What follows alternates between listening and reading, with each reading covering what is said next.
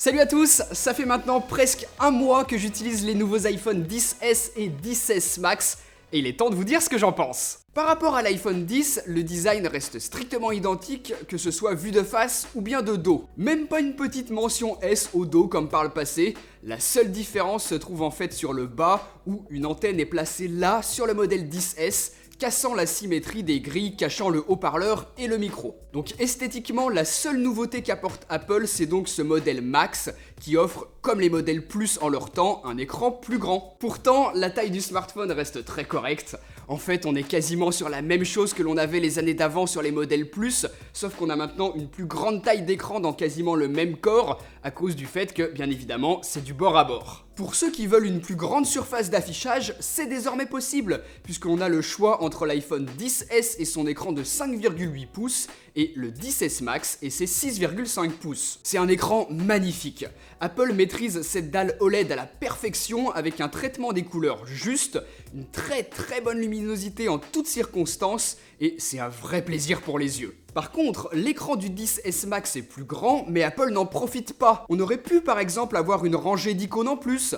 C'est pas le cas. Les applications n'affichent pas non plus de contenu. Tout est juste plus gros, donc je trouve ça clairement dommage, il y avait moyen de mieux optimiser tout cet espace en plus. En tout cas, si vous hésitez entre ces deux tailles, essayez-les en magasin, même si vous n'avez pas d'Apple Store à proximité de chez vous, je sais pas, allez à la Fnac, chez Darty, et voyez si le XS Max n'est pas trop grand pour vous. Moi c'est mon cas, je vais préférer la compacité du XS, le plus petit modèle des deux qui lui peut s'utiliser en permanence à une seule main, et le seul truc qui aurait pu me faire choisir le XS Max, c'est son autonomie, puisqu'on retrouve une batterie de 2658 mAh sur l'iPhone XS et qu'elle est de 3174 sur le XS Max.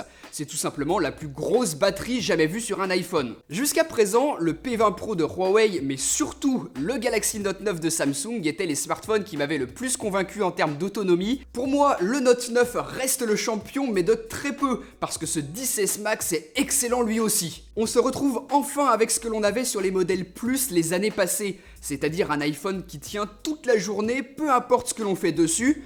Photos, GPS, appels téléphoniques, bref, il encaisse tout sans souci et si vous l'utilisez plus raisonnablement, on peut monter à 2 jours d'autonomie sans problème. Pour l'iPhone XS, je suis beaucoup moins convaincu. J'ai toujours besoin de le recharger si j'ai envie de terminer ma journée lorsque je l'utilise de manière plutôt intensive, lorsque par exemple je passe beaucoup de temps dans les transports. Apple avait annoncé qu'il tiendrait environ une demi-heure de plus que ce qu'est capable l'iPhone X et c'est sans doute plus ou moins vrai, mais franchement ça m'a pas sauté aux yeux. Ça va beaucoup dépendre des usages forcément, on peut tenir la journée si on fait un petit peu attention à ce que l'on fait dessus, mais pour vraiment être tranquille, mieux vaut partir sur le modèle Max. En tout cas, maintenant que je vous ai expliqué les différences entre ces deux modèles, parce que ce sont les seuls, on va pouvoir s'intéresser au reste, puisque tout sera identique sur l'un comme sur l'autre, Apple n'en a pas privilégié un des deux. Une nouvelle couleur dorée vient s'ajouter aux deux coloris noir et blanc de l'année dernière, donc vous aurez 3 choix à la fois sur le XS et sur le XS Max. C'est une belle couleur, et avec la dalle de verre par-dessus, j'aime beaucoup le résultat,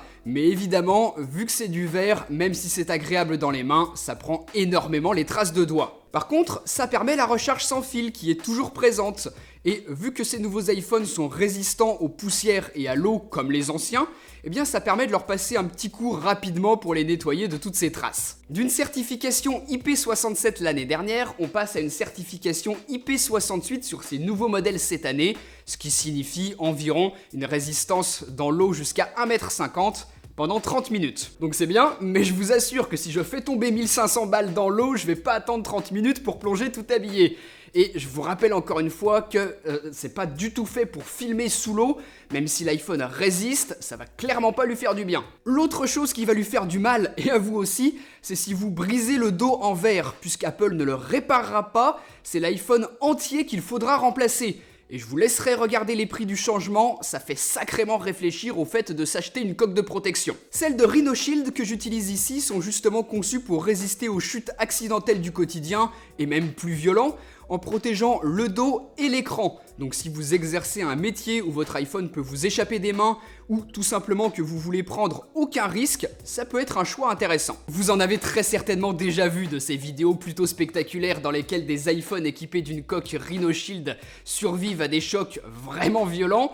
Moi, je me suis pas amusé à balancer volontairement mon iPhone par terre parce que ça abîme forcément les composants internes et que j'ai un peu de respect pour mon matériel, mais je sais que si un jour il fait une chute, même violente, il ne se brisera pas au sol. La marque propose des coques de différentes textures, vous allez aussi pouvoir les personnaliser en profondeur, donc jetez un œil si ça vous intéresse. Moi, celle que j'utilise couvre toute la surface arrière et j'en suis plutôt content. C'est, mine de rien, pas si courant que ça de trouver des coques qui protègent vraiment efficacement notre iPhone des gros chocs tout en étant esthétique. Généralement, c'est soit l'un soit l'autre. J'ai aussi mis une vitre de protection sur l'écran, donc là, je mets mon iPhone dans ma poche avec des clés, des pièces de monnaie sans me faire de soucis. Je sais qu'il va rester comme neuf. Et le jour où je voudrais le revendre, j'en serais bien content. De toute façon, protégez votre iPhone.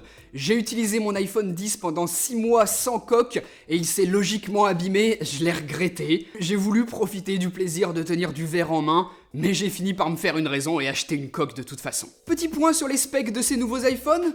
À l'intérieur des 10S et 10S Max, on va retrouver la nouvelle génération de processeurs Apple, la puce A12 accompagnée de 4 Go de RAM sur les deux modèles, donc une petite évolution par rapport aux 3 Go de l'iPhone 10. Je vais pas en faire des tonnes là-dessus, évidemment qu'avec autant de puissance, iOS 12 est incroyablement fluide et réactif. Tout tourne parfaitement, que ce soit les derniers jeux du moment avec tous les graphismes au max, ou bien des tonnes d'applications en arrière-plan, et iOS de manière générale. Apple étant à la fois à l'origine du hardware et du software, encore une fois, iOS reste une référence en termes de plaisir et de simplicité d'utilisation.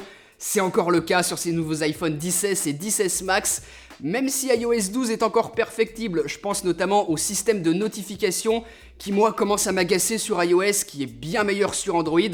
Donc il y a encore des points d'amélioration, mais globalement, ça tourne bien. Il y a également eu une petite polémique autour d'un bug de recharge sur l'iPhone 10S Max qui fonctionnait mal. Alors moi, personnellement, j'ai pas été touché et ça a été corrigé la semaine dernière via une mise à jour logicielle, donc c'est le plus important, mais ça aurait été bien d'éviter ça dès le départ, Apple. Donc peu de nouveautés importantes pour le moment. En fait, les plus importantes, elles concernent la photo et la vidéo et vous allez voir qu'elles sont plutôt subtiles. On a toujours deux capteurs au dos de 12 millions de pixels chacun, un grand angle qui ouvre à un équivalent f1.8 et un téléobjectif proche des 50 mm qui ouvre à 2.4.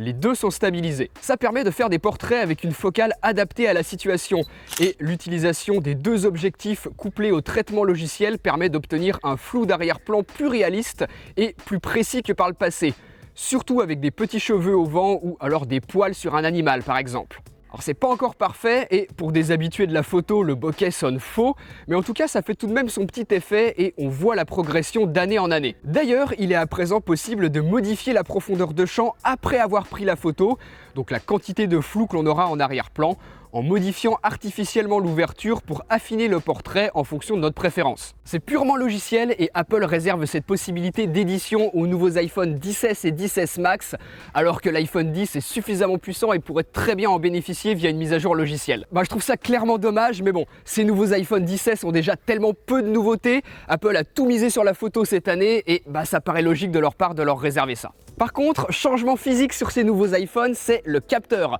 Alors le nombre de mégapixels n'a pas augmenté, mais par contre le capteur est plus grand, ce qui signifie logiquement que les pixels sont plus gros et qu'ils captent donc plus de lumière. C'est évidemment bénéfique. Pour ce qui est des photos classiques, c'est tout simplement magnifique.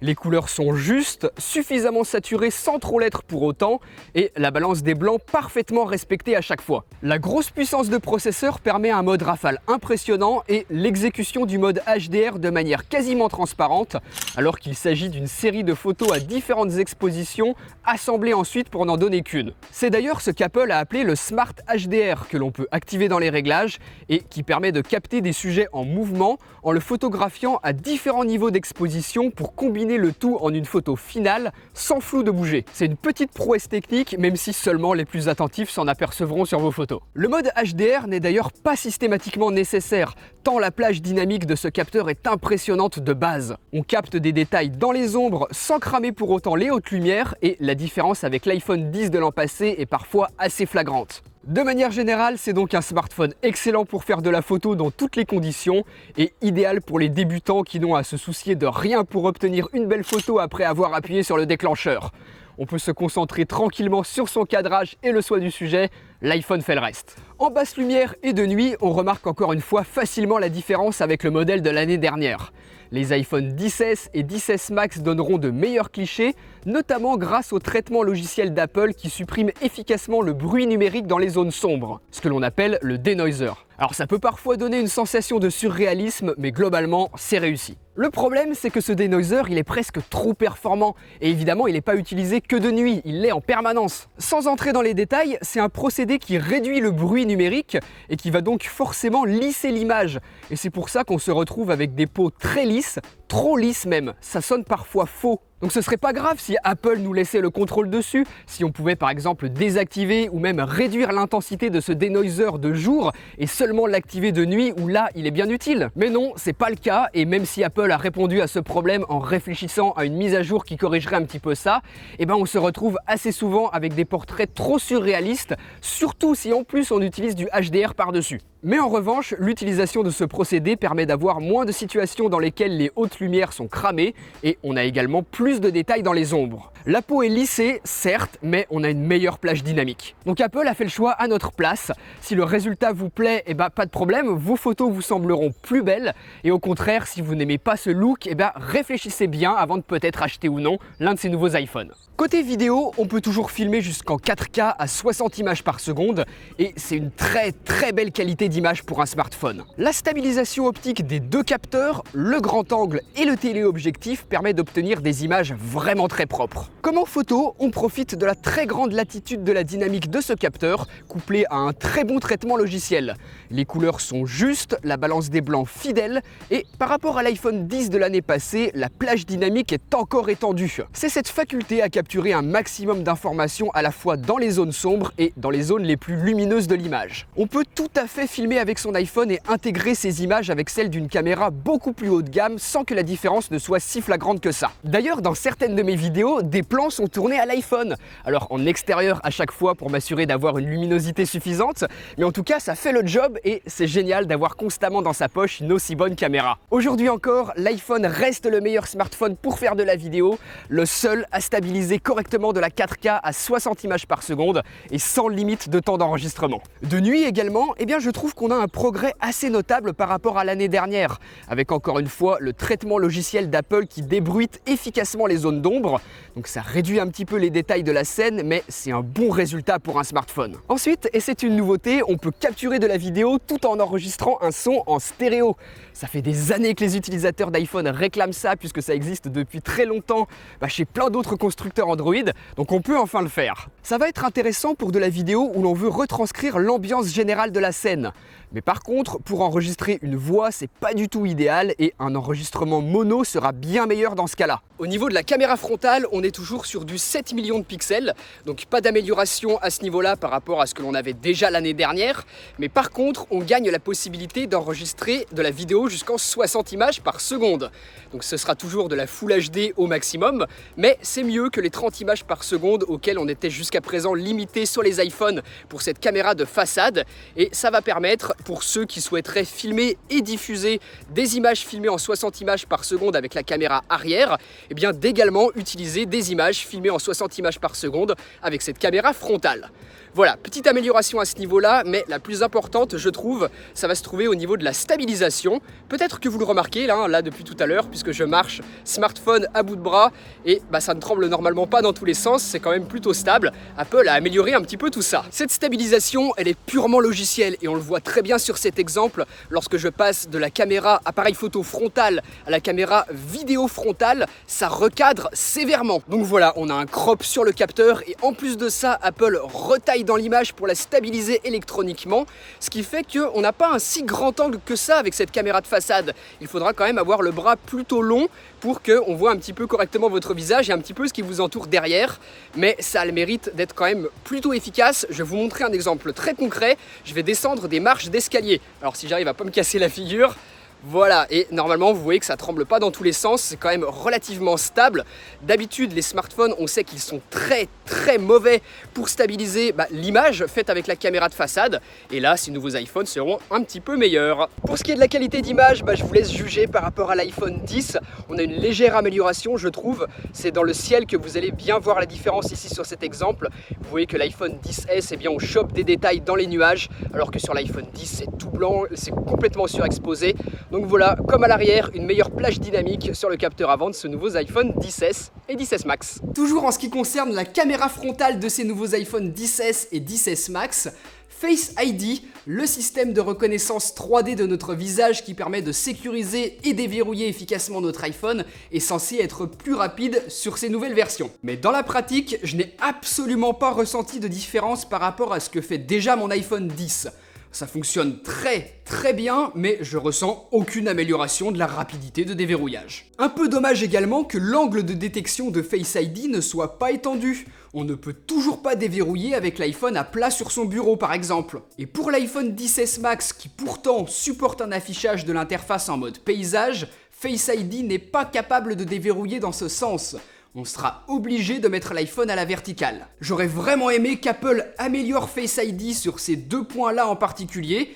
Alors peut-être que c'est très compliqué à mettre en place, ou alors peut-être qu'ils savent le faire, mais qu'ils se gardent ça sous le coude pour l'annoncer plus tard comme une nouveauté. Il faut dire que Face ID reste une vraie belle technologie, et visiblement suffisamment avancée et complexe à mettre en place pour que même un an après sa sortie, aucun constructeur Android n'ait réussi à proposer quelque chose d'aussi fiable et sécurisé. Et enfin, parmi les autres petites nouveautés, la 4G supporte à présent un débit allant jusqu'au gigabit. C'est énorme, mais pour le moment, aucun opérateur français ne propose ça. Donc si vous comptez acheter un iPhone 10S ou 10S Max et le garder 3-4 ans, peut-être que d'ici là, vous pourrez en profiter, mais on verra bien comment ça évolue. Sinon, toujours côté réseau, un seul emplacement de carte SIM, mais pourtant, ces iPhone 10S et 10S Max supportent deux SIM. L'une est physique et va dans le tiroir SIM sur le côté, donc c'est celle que l'on a l'habitude d'avoir depuis des années, et l'autre SIM est virtuelle, c'est ce que l'on appelle une eSIM, et c'est le même système que l'on a dans l'Apple Watch depuis un an par exemple. Chez nous, on a Orange qui propose déjà cette eSIM sur l'Apple Watch, donc j'espère qu'ils vont également le proposer sur ces nouveaux iPhones, en tout cas c'est ce qui est prévu, et SFR également, mais j'espère que ça va pas trop tarder. Ce serait super parce que en plus de proposer par exemple l'utilisation sur le même téléphone d'une carte SIM Pro et d'une carte SIM perso, eh bien ça faciliterait le changement d'opérateur, cette SIM virtuelle. On n'aurait plus à changer physiquement sa carte SIM. Donc c'est pour ça également que les opérateurs sont pas trop chauds, c'est encore un petit peu flou tout ça, et de toute manière Apple doit encore activer cette option via une mise à jour logicielle d'iOS 12. Pour le moment ça ne fonctionne pas. Pour ce qui est du stockage, on peut monter jusqu'à 512 Go au maximum sur les deux modèles. Et c'est pour ça que l'on atteint ce prix exorbitant de plus de 1600 € sur l'iPhone 10S Max en comptant la TVA. Cette année encore, l'iPhone est cher, très cher. Mais c'est pas étonnant, c'est le smartphone le plus vendu au monde et Apple n'a aucune raison de baisser ses prix. C'est pas une association de quartier, hein. Leur but c'est de faire de l'argent comme n'importe quelle entreprise. Leur smartphone se vend très bien, leurs clients sont très contents, ils continuent, c'est logique. Par contre, ce qui est vraiment inacceptable pour ce prix-là, et j'en ai parlé pendant ma vidéo unboxing, c'est le contenu de la boîte avec un chargeur 5 watts seulement. Donc pour profiter de la recharge rapide dont sont capables ces iPhones, eh bien on devra acheter nous-mêmes un autre chargeur, tout comme le câble fourni qui est en USB-A, alors que le chargeur rapide, lui, est en USB-C, et que les ports du MacBook également. Il y a un vrai souci de cohérence chez Apple sur ces accessoires depuis quelques années, mais encore une fois, ils en vendent énormément et très cher, donc ils sont pas prêts de changer. Donc voilà, si la photo ou la vidéo c'est votre activité pro, oui, je trouve que ça a du sens d'acheter l'un de ces deux nouveaux iPhones. Si vous pensez rentabiliser le prix que vous allez mettre dedans grâce à votre activité, ça peut être un choix intelligent. Je vous ai montré qu'on peut en tirer de très bons résultats qui sont tout à fait utilisables pour une activité professionnelle. D'ailleurs, certains médias, certaines rédactions, certaines chaînes de télévision même travaillent avec des iPhones pour leur contenu, que ce soit photo ou vidéo, donc ça a du sens. Ou alors, tout simplement, si vous en avez les moyens et l'envie, faites-vous plaisir. C'est un excellent smartphone que vous allez pas du tout regretter pour peu que vous appréciez iOS. Mais bon, si vous avez déjà un iPhone 10, je suis pas sûr que le changement vaille le coup. En tout cas, moi je ne vais pas le faire, les améliorations sont trop peu significatives, mais par contre, si vous avez un iPhone plus ancien, un iPhone 8, un iPhone 7, un 6S ou d'autres, oui, là ça va vous faire une belle différence. Personnellement, si j'aimais les grands smartphones, je serais passé sur le 10S Max pour son excellente autonomie.